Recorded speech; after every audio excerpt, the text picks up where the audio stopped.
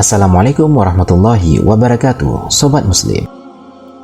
Nama lengkapnya adalah Hindun binti Huzaifah atau Abu Umayyah bin Mughirah bin Abdullah bin Amru bin Makhzum dari Bani Makhzum. Bapaknya Hindun adalah putra dari salah seorang Quraisy yang disegani dan terkenal dengan kedermawanannya. Ayahnya dijuluki sebagai Za'ad ar-Rokbi, yakni seorang pengembara yang berbekal. Dijuluki demikian karena apabila dia melakukan safar atau perjalanan, ia tidak pernah lupa untuk mengajak teman dan juga membawa bekal. Bahkan ia mencukupi bekal milik temannya. Adapun ibunya yang bernama Atikah binti Amir bin Rabi'ah al-Kinaniyah dari Bani Faras yang sangat terhormat. Di kemudian hari, Hindun binti Abu Umayyah dikenal dengan Ummu Salamah. Di samping memiliki nasab yang sangat terhormat itu, ia juga seorang wanita yang berparas cantik, berkedudukan dan seorang wanita yang sangat cerdas. Pada mulanya dinikahi oleh Abu Salamah Abdullah bin Abdil Asad al-Makhzumi, seorang sahabat Rasulullah yang agung dengan mengikuti 2 kali hijrah. Baginya, Ummu Salamah adalah sebaik-baik istri, baik dari segi kesetiaan, ketaatan dan dalam menunaikan hak-hak suaminya. Dia senantiasa mendampingi suaminya dan bersama-sama memikul beban ujian dan kerasnya siksaan orang-orang Quraisy. Ummu Salamah dan suaminya hijrah ke Habasyah untuk menyelamatkan agamanya dengan meninggalkan harta, keluarga, kampung halaman, dan membuang rasa ketundukan kepada orang-orang zalim dan kaum kafir. Di Habasyah inilah Ummu Salamah melahirkan Zainab, kemudian Salamah, Durrah, dan Umar. Abu Salamah meninggal tak lama setelah perang Uhud. Ketika menjelang ajal, Rasulullah Shallallahu Alaihi Wasallam memejamkan kedua mata Abu Salamah dengan kedua tangannya. Beliau berdoa, "Ya Allah, ampunilah Abu Salamah, tinggikanlah derajatnya dalam golongan al-muqarrabin, dan gantikanlah dia dengan kesudahan yang baik pada masa yang telah lampau, dan ampunilah kami dan dia." Ummu Salamah menghadapi ujian tersebut dengan hati yang dipenuhi dengan keimanan dan jiwa yang diisi dengan kesabaran. Beliau pasrah dengan ketetapan Allah dan qadarnya. Sepeninggal Abu Salamah yang telah diakui memiliki kesolehan dan kedudukan istimewa di tengah kaum muslimin, Ummu Salamah kerap menolak pinangan dari para sahabat Rasulullah yang datang dengan maksud untuk menikahinya. Dan tatkala masa idahnya telah berakhir, Abu Bakar mengirim seseorang untuk meminang dirinya.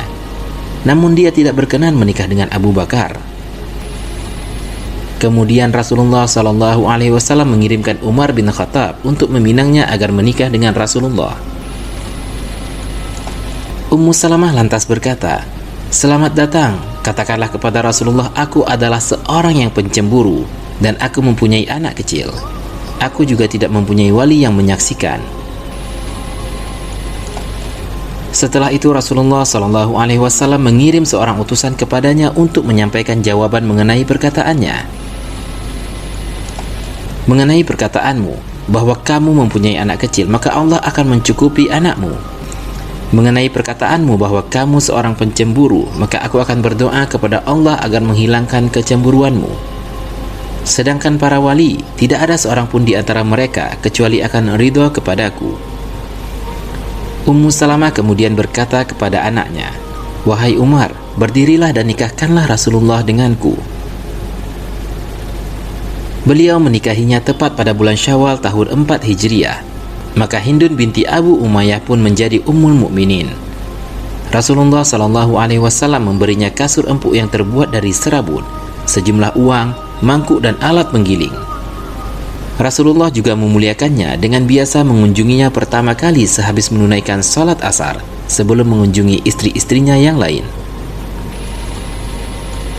Pada tahun kedua Hijriah setelah terjadinya perang Badar di bulan Syawal, ketika Rasulullah Shallallahu Alaihi Wasallam menikahi Ummu Salamah, Aisyah merasa sedih karena banyak orang yang menyebut kecantikannya. Ketika Aisyah melihat sendiri, dia berkata, "Demi Allah, sungguh dia lebih dari apa yang diceritakan kepadaku dalam hal kebaikan dan juga kecantikannya." Ummu Salamah adalah seorang wanita yang cerdas dan matang dalam memahami persoalan dengan pemahaman yang baik, dan ia juga dapat mengambil keputusan dengan tepat pula. Hal itu ditunjukkan pada peristiwa Hudaybiyah.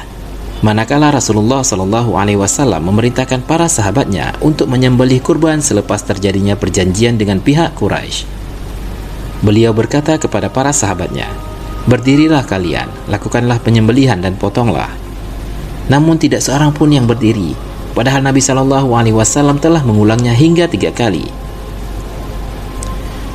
Para sahabat tidak mengerjakannya karena sifat manusiawi mereka yang merasa kecewa dengan perjanjian Hudaybiyah yang banyak merugikan kaum muslimin.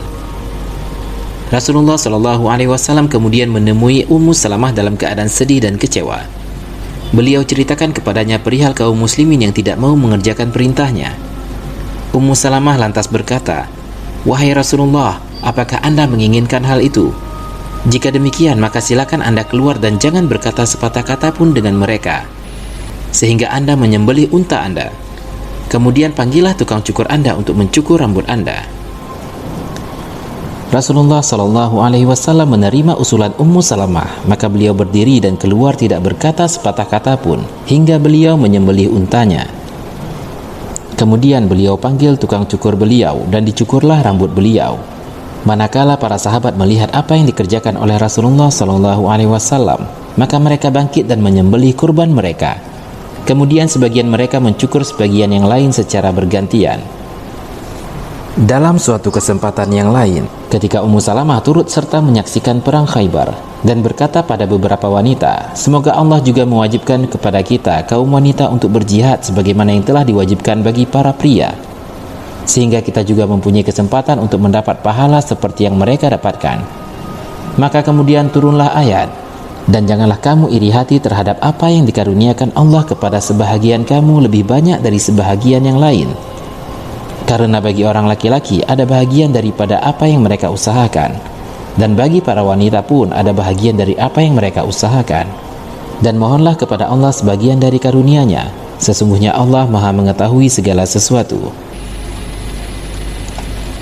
Setelah Rasulullah Shallallahu Alaihi Wasallam wafat, Ummul Mukminin Ummu Salamah senantiasa memperhatikan urusan kaum muslimin dengan mengamati peristiwa-peristiwa yang terjadi.